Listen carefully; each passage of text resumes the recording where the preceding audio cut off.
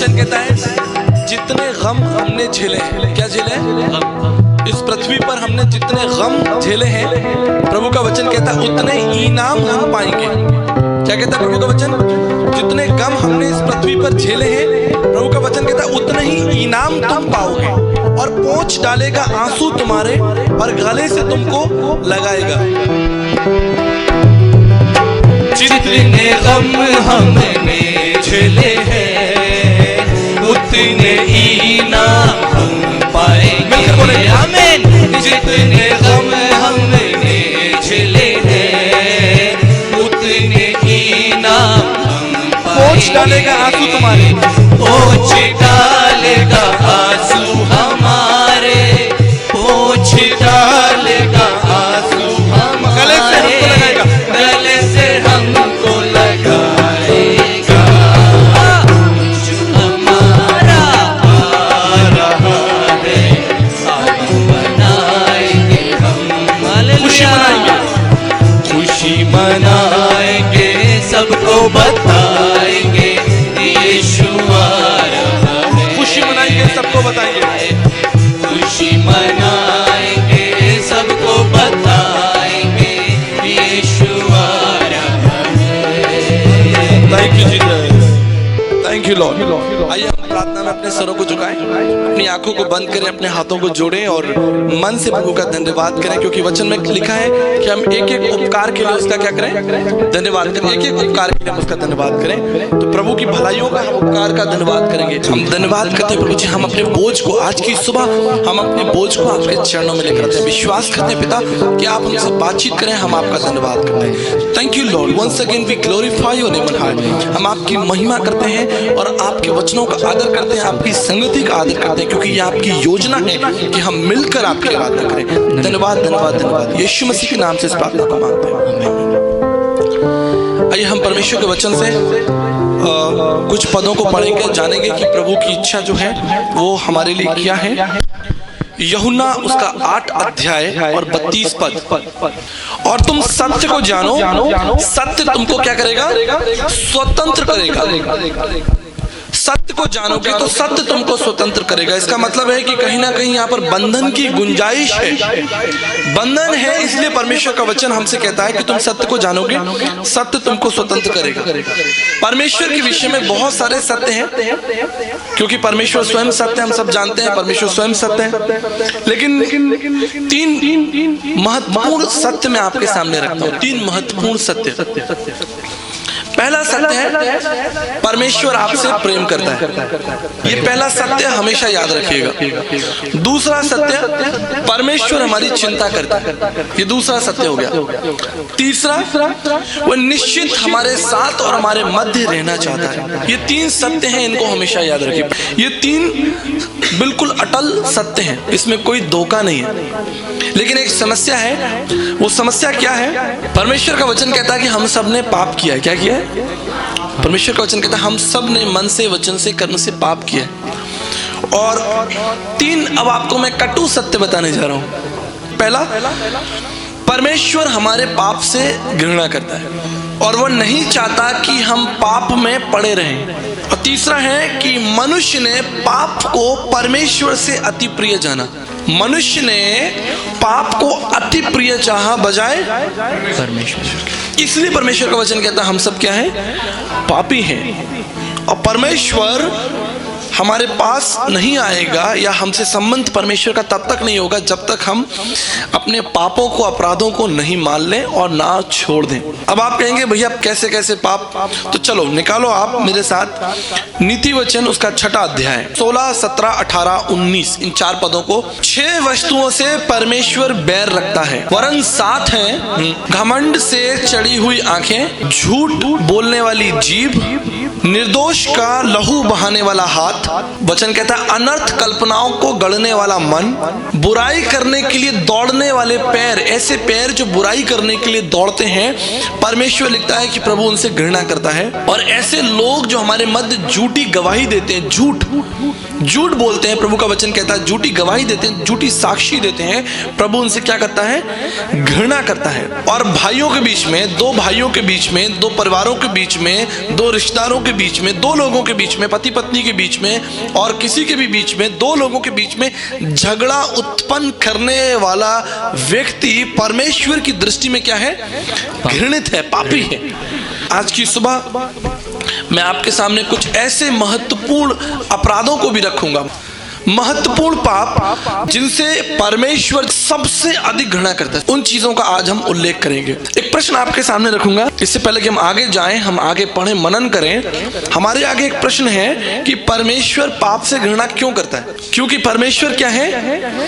पवित्र है। परमेश्वर पवित्र है। लेकिन इसका एक बहुत छोटा सा कारण और है जो बहुत सरलता से आप समझ सकते हो। परमेश्वर पाप से घृणा इसलिए करता है क्योंकि आपसे प्रेम करता है। और पाप आपको परमेश्वर से क्या करता है? आपके और परमेश्वर के बीच में एक रिक्त स्थान, एक दूरी बनाने का काम कौन करता है? पाप। पाप जब हमारे और परमेश्वर के बीच में आ जाता है, हमारा परमेश्वर के संग क्या होता है? संबंध टूट जाता है। अभी हमने यहाँ पर पढ़ा 5-6 चीजें, हमने 7 चीजों को पढ़ा कि परमेश्वर इन चीजों से घृणा करता है। लेकिन इसके अलावा कुछ महत्वपूर्ण चीजें हैं जिसका परमेश्वर का वचन उल्लेख करता है। सबसे घृणा परमेश्वर बहुत ज्यादा घृणा किससे करता है? उन चीजों पर हम मनन करेंगे। मेरे साथ निकालिए प्रेरितों के काम 17 अध्याय और 22 पद। यहाँ पर आप देखिए कि परमेश्वर का वचन क्या कहता है। तब पौलुस ने अरियुपगुस के बीच में खड़े होकर कहा, हे एथेंस के लोगों, मैं देखता हूँ कि हर एक बात में देवताओं के बड़े मानने वाले हो। क्योंकि मैं फिरते हुए जब तुम्हारी पूजने की वस्तुओं को देख रहा था तो एक ऐसी वेदी भी पाई जिस पर लिखा था, अनजाने ईश्वर के लिए, इसलिए तुम बिना जाने पूछते हो। मैं तुम्हें उसका समाचार सुनाता हूँ। यहाँ पर इस स्थान पर एक महत्वपूर्ण बात है। संत पौलुस प्रभु के भक्त हैं और वो एथेंस नगर में जाते हैं और वहां पर एक विशेष जगह पर जाते हैं जहां पर बहुत बड़े मंदिर बने हुए हैं। चारों तरफ मंदिर ही मंदिर हैं और बहुत ऊंची ऊंची मूर्तियां। लेकिन एक विशेष स्थान बना है जो रिक्त है, खाली है, और वहां लिखा है अनजाने ईश्वर के लिए। कभी कोई हम जान पाएंगे तो हम उसकी आराधना कर पाएंगे। संत पौलुस उस स्थान पर घूम रहे हैं और उनकी मूर्तियों को, उनके स्थानों को, मंदिरों को और सब भव्यता को देख रहे हैं। और देखते देखते उन्होंने उस वेदी पर नजर लगाई और परमेश्वर का वचन कहता है वो उनके पास गए और कहा कि तुम सब बातों में ईश्वर के, देवताओं के मानने वाले हो, लेकिन ये मैं क्या देखता हूं, यहां पर एक वेदी है जिस पर लिखा है अनजाना ईश्वर, जिसकी अभी कोई प्रकृति नहीं बनाई गई है। अनजाना ईश्वर, तुम इसको पूछते हो। आज मनुष्य की सबसे बड़ी आवश्यकता जानते क्या है? परमेश्वर को जानना, परमेश्वर को जानना। लेकिन जिस परमेश्वर को हम जानते नहीं, हम उसकी आराधना कैसे कर सकते हैं? यहाँ पर एथेंस के लोग उस परमेश्वर की आराधना कर रहे हैं जिनको वो जानते ही नहीं है। इसलिए संत पौलुस कहते हैं मैं तुम्हें उस परमेश्वर के विषय में बताता हूँ। एक बहुत बड़ा विरोध, एक बहुत बड़ी घृणा परमेश्वर के निकट की। हम परमेश्वर को नहीं जानते और हम उसकी क्या कर रहे हैं? आराधना कर रहे हैं। ये परमेश्वर के समीप एक पाप है। इसलिए परमेश्वर का वचन कहता है तुम सत्य को जानोगे। हमने पढ़ा ना अभी, तुम सत्य को जानोगे तो सत्य तुमको क्या करेगा? स्वतंत्र करेगा। आइए मेरे साथ आज आप वचन को देखें, व्यवस्था विवरण उसका 7 अध्याय 25 पद। देखते हैं किन किन बातों से परमेश्वर घृणा करता है, कौन कौन से पाप हैं जो हम परमेश्वर की दृष्टि में जाने और अनजाने में करते रहते हैं। उनके देवताओं की खुदी हुई मूर्तियां तुम आग में जला देना। जो चांदी या सोना उन पर मढ़ा हो उसका लालच करके ना लेना, नहीं तो तू उसके कारण फंदे में फंसेगा, क्योंकि ऐसी वस्तुएं तुम्हारे परमेश्वर यहोवा की सृष्टि में घृणित हैं। परमेश्वर की दृष्टि में वचन कहता है ऐसी वस्तुएं क्या हैं? घृणित। क्यों? हाथ से खुदी हुई मूर्तियां, सोने चांदी से बनी हुई मूर्तियां, लोहे और पत्थर से बनी हुई मूर्तियां परमेश्वर की दृष्टि में घृणित है। क्यों? ये एक प्रश्न है। क्यों परमेश्वर घृणा करता है? क्योंकि प्रभु का वचन कहता है परमेश्वर क्या है? परमात्मा है। परमेश्वर क्या है? परमात्मा, सुप्रीम गॉड। परमेश्वर ने सृष्टि की रचना की है, परमेश्वर ने सृष्टि को बनाया है, वो स्वयं सृष्टि नहीं है। और मनुष्य क्या कर रहा है, अपनी बुद्धि से, अपने विवेक से परमेश्वर को बनाने का प्रयास कर रहा है। परमेश्वर का वचन कहता है परमेश्वर आत्मा है, इसलिए उसकी आराधना आत्मा और सच्चाई से, बुद्धि से नहीं। जब हम बुद्धि से परमेश्वर की आराधना करेंगे तो हम कोई ना कोई विकल्प ढूंढ लेंगे, कोई ना कोई स्थान ढूंढ लेंगे, कोई ना कोई वस्तु ढूंढ लेंगे जो हमारी बुद्धि में सदस्य ठहरती हो कि नहीं हम इसकी आराधना करेंगे। देखें इसके संदर्भ में भारतीय दर्शन के वेद क्या कहते हैं। यजुर्वेद 40:9 और ईशो उपनिषद 12 अध्याय में लिखा है अंतरम प्रविशन्ति समुपास्ते। यजुर्वेद 40:9 और ईश उपनिषद 12 अध्याय में लिखा है अंतरम प्रविशन्ति है, जिनकी आंखें आत्मिक आंखें बंद हैं, जो परमेश्वर को नहीं देख पा रहे हैं, जिनकी आत्मिक आंखें, अंदर की आंखें बंद हैं, वो क्या करते हैं, समूह उपासते, वो कोई विशेष आकृति की क्या करते हैं, आराधना करते हैं। यजुर्वेद 40:9। यजुर्वेद 32:3 में लिखा है न तस्य प्रतिमास्ति यश न मदस। परमेश्वर जो पवित्र है, परमेश्वर जो विराट सृष्टि करता परमेश्वर है, उसकी मूर्ति यजुर्वेद 32:3 में लिखा है परमेश्वर जो पवित्र है। श्वेताश्वर उपनिषद 40:4-20 में सुनिए ध्यान से, न सदृश्य तिष्ठति रूपमस्य न चक्षुषा पश्यति कश्चिचैनम हृदयस्य मनस्य या एन मेष विदुर मृतास्य भवन्ति। इसका मतलब है इस परमेश्वर का स्वरूप जो पवित्र है, जो सृष्टि का राजकुमार है, जिसने सृष्टि को बनाया है, हम उसकी सृष्टि नहीं बना सकते। परमेश्वर के वचन में लिखा है कि ऐसे स्थानों से, ऐसे लोगों से, ऐसी चीजों से परमेश्वर को क्या आती है, घृणा आती है। परमेश्वर का वचन कहता है कि परमेश्वर तक पहुंचने का एक ही रास्ता है और ये वो रास्ता है जिसे स्वयं परमेश्वर ने बनाया है। इसलिए उसने कहा है मैं ही मार्ग हूं, मैं ही सत्य हूं, मैं मार्ग हूं, तुम मुझ पर चलोगे तो मुझ तक पहुंचोगे। यह है प्रभु का वचन।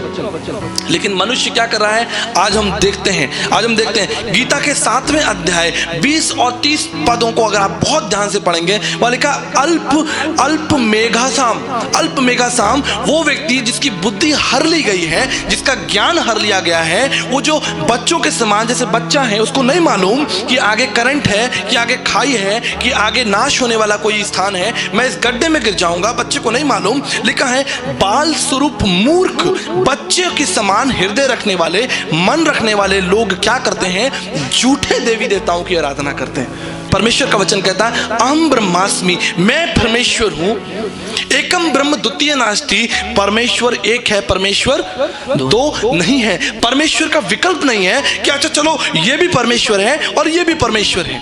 इस सृष्टि को बनाने वाला, इस सृष्टि का रचनाकार परमेश्वर कितने हैं, 5 परमेश्वर है, 50 परमेश्वर है, नहीं। अहम ब्रह्मास्मि एकम ब्रह्म द्वितीय नास्ति, परमेश्वर एक है, परमेश्वर दो नहीं है। और परमेश्वर को इस बात से घृणा आती है जब हम उसका क्या करते हैं, हम उसका विकल्प बनाने लगते हैं। परमेश्वर कहता है मैं परमेश्वर हूं। मैत्री उपनिषद 2:26 में लिखा है बाहरी पूजा को त्याग कर, सांसारिक पूजा को त्याग कर, आत्मा में परमेश्वर का अनुसरण करें।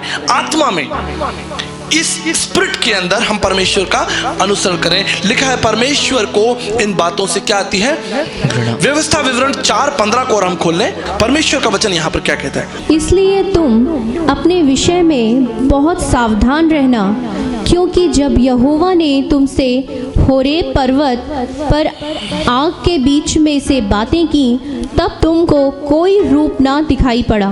कहीं ऐसा ना हो कि तुम बिगड़कर चाहे पुरुष, चाहे स्त्री के, चाहे पृथ्वी पर चलने वाले किसी पशु, चाहे आकाश में उड़ने वाले किसी पक्षी के, चाहे भूमि पर रेंगने वाले किसी जंतु, चाहे पृथ्वी के जल में रहने वाली किसी मछली के रूप में कोई मूर्ति खोदकर बना लो, या जब तुम आकाश की ओर आंखें उठाकर सूर्य, चंद्रमा और तारों को अर्थात आकाश का सारा तारागण देखो, तब बहक कर उन्हें दंडवत करके उनकी सेवा करने लगो, जिनको तुम्हारे परमेश्वर यहोवा ने धरती पर के सब देश वालों के लिए रखा है। हालेलुया। परमेश्वर का वचन कहता है इसलिए तुम अपने विषय में क्या रहो, सावधान। जब हम मार्ग में यात्रा करते हैं, संसारिक मार्ग में यात्रा करते हैं, हम कितने कितनी सावधानी से चलते हैं, गाड़ी को सावधानी से चलाते हैं, और इस सावधानी के लिए सरकार ने तमाम नियम बनाए हुए हैं। संसार की यात्रा में चलने के लिए सावधान। मित्रों, जीवन की यात्रा को चलाने के लिए क्या हमें सावधानी की आवश्यकता नहीं है? परमेश्वर का वचन कहता है सावधान रहना। क्यों? कहीं ऐसा ना हो जाए कि तुम में से लोग बिगड़कर पुरुष और स्त्री की महिमा करने लगो। हम क्या करने लगे? किसी पुरुष की पूजा करने लगे, किसी स्त्री की पूजा करने लगे। ना केवल बात इतनी ही, लेकिन वचन में कहता है कि पृथ्वी पर चलने वाले पशु, आकाश में उड़ने वाले पक्षी, चाहे भूमि में रहने वाली मछली के रूप में मूर्ति खोदकर बना लो। ऐसा ना हो, तुम सावधान रहना, तुम ऐसा मत कर लेना, ऐसा मत कर लेना, क्योंकि ये परमेश्वर की दृष्टि में क्या है? मनुष्यों की आराधना परमेश्वर की दृष्टि में घृणित है, पाप है। इससे परमेश्वर को घृणा आती है कि हम मछली की, किसी जानवर की आराधना करें। देखें, और एक तरह का विशेष पाप है जो हम जाने अनजाने में करते हैं। हमने यहां पर पढ़ा, या जब तुम आकाश की ओर आंखें उठाकर सूर्य, चंद्रमा और तारों को अर्थात आकाश का सारा तारागण देखो, तब बहकर उन्हें दंडवत। बहकर, परमेश्वर का वचन कहता है बहकर तुम क्या करने लगोगे? दंडवत। किसको? किसको? तारों को, नक्षत्रों को, सूर्य को, चंद्रमा को तुम क्या करने लगोगे? बहकर दंडवत करने लगोगे, क्योंकि तुम अज्ञानता में हो, धोखे में हो, भ्रम की आत्मा में हो। इसलिए परमेश्वर कहता है तुम सावधान रहना, बहक मत जाना। कहीं ऐसा ना हो कि तुम सूर्य की आराधना करने लगो, कहीं ऐसा ना हो तुम चंद्रमा के आगे दंडवत करने लगो, कहीं ऐसा ना हो कि तुम बहक कर अन्य तारागणों की और उपग्रहों की, ग्रहों की पूजा करने लगो। क्योंकि परमेश्वर ने ये सब चीजें पृथ्वी पर आशीष के लिए बनाई है, आराधना के लिए नहीं बनाई है। परमेश्वर ने सूर्य इसलिए बनाया है कि वो सूर्य पृथ्वी पर प्रकाश दे। परमेश्वर ने चंद्रमा इसलिए बनाया है ताकि वो रात के समय में एक रोशनी दे। परमेश्वर ने अन्य उपग्रहों को इसलिए बनाया है ताकि हम जब रात के समय में आकाश को देखें, एक सुंदर आकाश हमको दिखे। ना कि परमेश्वर चाहता है कि हम उसकी आराधना करें। ये परमेश्वर की व्यवस्था के विरोध में है, ये परमेश्वर के प्रेम के विरोध में है।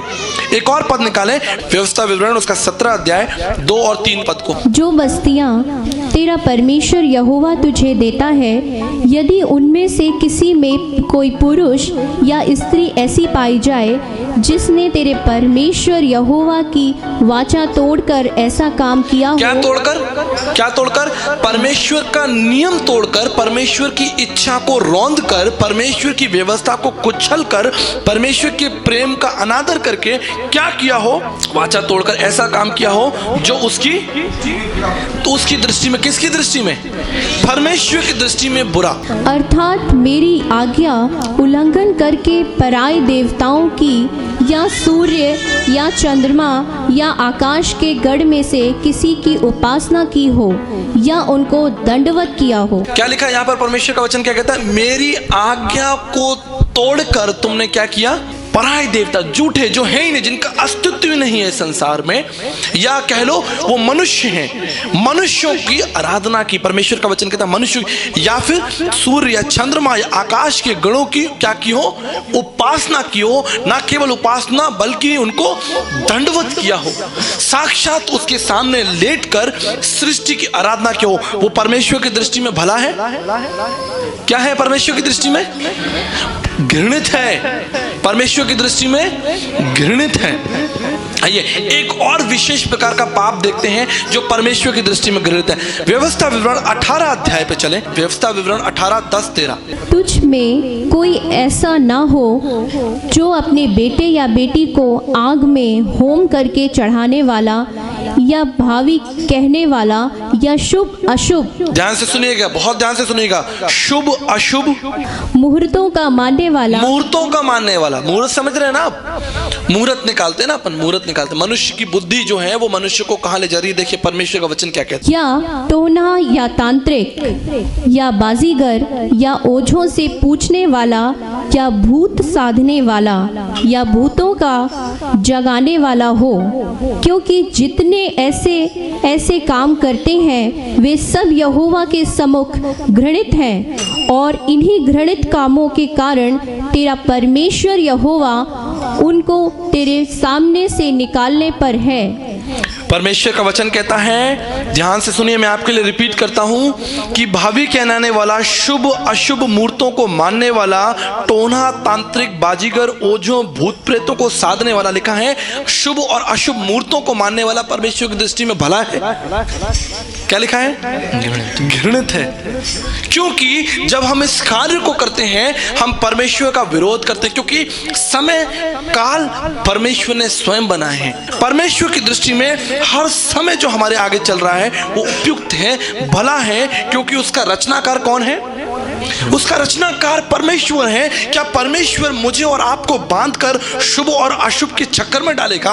क्या परमेश्वर मुझे और आपको अच्छे और बुरे मुहूर्तों के बीच में डालेगा? परमेश्वर का वचन कहता है, मैं तेरा परमेश्वर तेरे साथ साथ चलता हूं। हमने अभी 3 चीजें पढ़ी थी। शुरू में क्या पढ़ी थी? परमेश्वर हमसे क्या करता है? प्रेम करता है। परमेश्वर हमारी चिंता करता है और परमेश्वर हमारे साथ रहता है। इन 3 चीजों को कभी मत भूलिएगा, क्योंकि जब आप इनको भूल जाएंगे, जब आप इस पर से नजर हटा लेंगे, आपकी नजर कहां चली जाएगी? घृणित चीजों पर। जब आप इस सब्जेक्ट को भूल जाएंगे, इस विश्वास को करना बंद कर देंगे कि परमेश्वर आपसे प्रेम करता है, आप शुभ अशुभ मूर्त और लिखा है कि टोना करने वाले, जादूगर और तांत्रिकों के चक्कर में पड़ जाएंगे। कब? जब आप ये भूल जाएंगे कि परमेश्वर मेरे साथ है। अगर परमेश्वर आपके साथ है तो आपको इन लोगों की आवश्यकता नहीं पड़ेगी जो तांत्रिक हैं। परमेश्वर का वचन कहता है वो क्या करते हैं? परमेश्वर की दृष्टि में वो घृणित होते हैं। सूर्य और चंद्रमा को आराधना करना परमेश्वर की दृष्टि में क्या है? घृणित है। क्यों घृणित है? क्योंकि वो सृष्टि है और परमेश्वर कौन है? सृष्टिकर्ता। हमें परमेश्वर ने एक चुनाव दिया है। परमेश्वर का वचन कहता है कि मैंने तुम्हारे सामने जीवन और मृत्यु दोनों रख दी हैं। परमेश्वर ने अपने वचन से आपको जीवन और मृत्यु दोनों रख दी हैं और प्रभु ने कहा कि तुम क्या करो? चुन लो कि तुम क्या चाहते हो।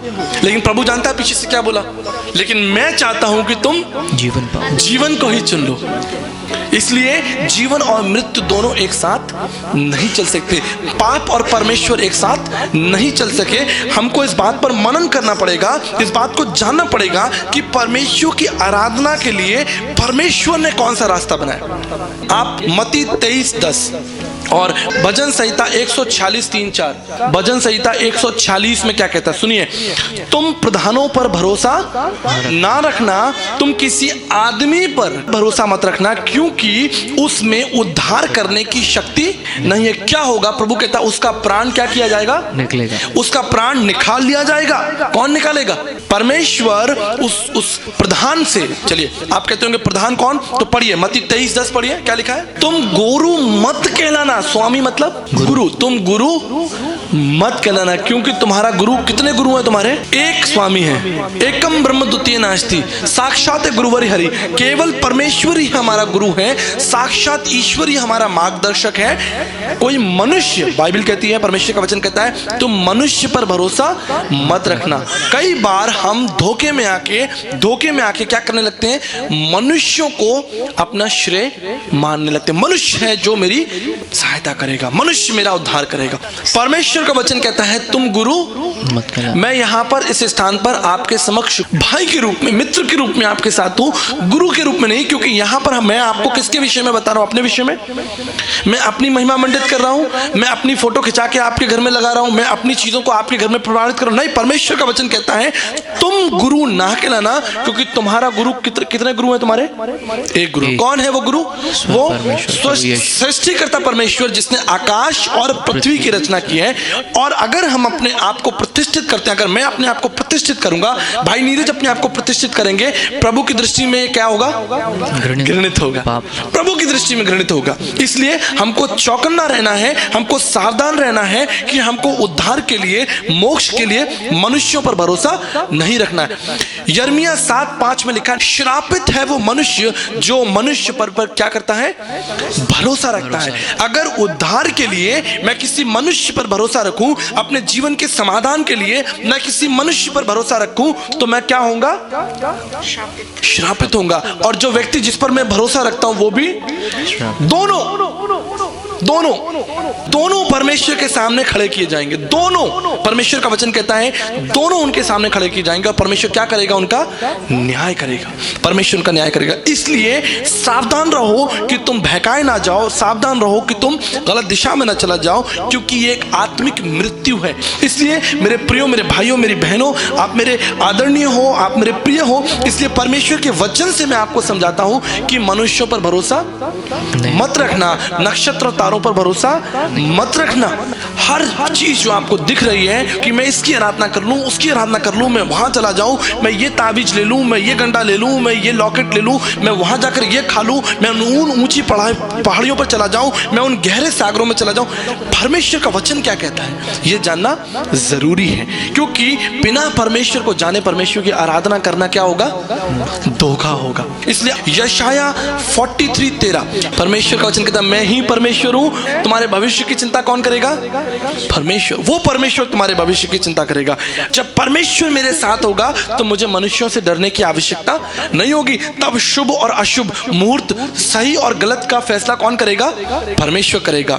इसलिए प्रियो, आज की इस सुबह मैं आपको चेतावनी देता हूं। परमेश्वर का वचन कहता है जीवते परम प्रधान पवित्र परमेश्वर के हाथों में पड़ जाना अति भयानक है। इसलिए परमेश्वर के इस स्वभाव को भी लेकर चलना है। सिर्फ वो दयालु परमेश्वर नहीं है, सिर्फ कृपालु नहीं है, सिर्फ आपकी सहायता करने वाला परमेश्वर नहीं है, वो दंड देने वाला परमेश्वर भी है, वो नाराज होने वाला परमेश्वर भी है। इसलिए प्रभु का वचन कहता है कि तू मेरी विधियों को, मेरी चितौनियों को, मेरी आज्ञाओं को क्या कर? मान। उनको अपने हृदय में क्या कर ले? बसा ले। तब तेरा परमेश्वर तेरी सहायता करेगा। इसलिए आइए हम परमेश्वर का धन्यवाद करते हैं। प्रियो, हम अपना कार्यक्रम इस समय खत्म करना नहीं चाहते बिना आपको ये अवसर दिए कि प्रभु यीशु मसीह को आप अपने जीवन और अपने परिवार का उद्धारकर्ता बनाएं। एक छोटी सी प्रार्थना के साथ आप प्रभु को अपने जीवन में ग्रहण कर सकते हैं। आइए मेरे साथ, मेरे पीछे इन वचनों को आप दोहराइए। प्रभु यीशु, मैं आपके प्रेम और बलिदान के लिए धन्यवाद करता हूं। अपनी प्रतिज्ञा के अनुसार मेरे जीवन में आइए, मेरी सहायता करिए, मुझे अपने पुत्र और पुत्री होने का अधिकार दीजिए। इस प्रार्थना को यीशु के नाम से मांगते हैं, आमीन। प्रियो, आरंभिक कलीसिया की उन्नति का अगर हम कारण देखें तो हम पाएंगे उनके विश्वास और उनके कर्म का एक अनूठा संगम। एक और बाइबल जहां हमें प्रतिज्ञा और विश्वास के विषय में बातचीत करी, दूसरी ओर हमारे द्वारा, हमारे कार्यों के द्वारा परमेश्वर इस पृथ्वी पर एक बहुत बड़ा कार्य प्रकट करना चाहता है। आज भारत देश की सबसे बड़ी आवश्यकता है प्रभु यीशु मसीह का संदेश। मित्रों, इस संदेश को घर घर तक पहुंचाने के लिए प्रभु ने हमें शुभ संदेश टीवी के द्वारा इस सत्संग को प्रसारण के लिए प्रभु ने हमारी सहायता की है। हम प्रभु का धन्यवाद करते हैं भाई जॉर्ज जॉन के लिए, जिन्होंने इस कार्यक्रम को, जब आप टीवी पर देख रहे हैं, उन्होंने हमारी सहायता की कि प्रसारण आप तक पहुंच सके। आइए हम भाई जॉर्ज जॉन और उनके परिवार के लिए प्रभु का धन्यवाद करें, उनके लिए प्रार्थना करें। प्रभु यीशु, हम आपका धन्यवाद करते हैं भाई जॉर्ज जॉन, उनकी पत्नी, उनके परिवार के लिए, बच्चों के लिए। पिता प्रभु जी, उन्होंने अपनी आशीष, अपनी सफलताओं में से एक भाग आपकी सेवा के लिए दिया है पिता परमेश्वर, और इस कार्यक्रम को बहुत सारे लोगों तक पहुंचाने के लिए सहायता की है। हम उनके परिवार को आपके मीठे और पवित्र नाम से आशीष देते हैं। उनके काम पर आशीष हो, उनके जीवन पर आशीष हो पिता परमेश्वर, और वो वचन में और आपके अनुभव में निरंतर बढ़ते जाएं। हम उस परिवार के लिए आपका धन्यवाद करते हैं। इस प्रार्थना को प्रभु यीशु मसीह के नाम से मांगते हैं, आमीन।